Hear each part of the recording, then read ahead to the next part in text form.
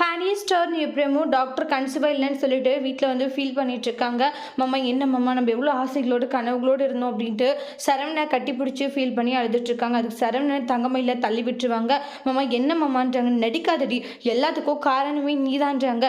இப்போ என்னடனா ரொம்ப நல்ல மாதிரி நடிச்சிட்டு இருக்கியா, எல்லாம் பண்ணுறதெல்லாம் பண்ணிட்டு பொய் சொல்கிறதெல்லாம் சொல்லிட்டு இப்போ என்னடனா எதுவுமே தெரியலன்ற பொய் சொல்கிறதெல்லாம் உனக்கு சர்வ சாதாரணமான ஒரு விஷயம் தானேன்றாங்க.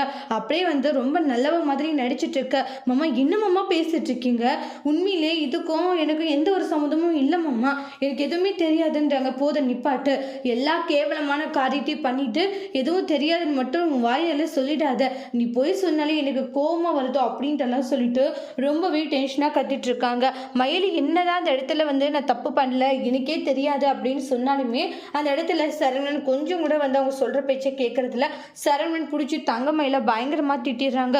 இனிமேல் வந்து என்கிட்ட பேசாதடி, என்னுடைய வாழ்க்கையை அழிச்சிட்டியா அப்படின்னுவாங்க. மயிலி மாமா என்னை இப்படி வெறுக்கிறாங்கன்னு ரொம்ப கதறி அழுகுறாங்க. அதை விட இந்த பிரமவை முடிச்சிருக்காங்க. தேங்க்யூ.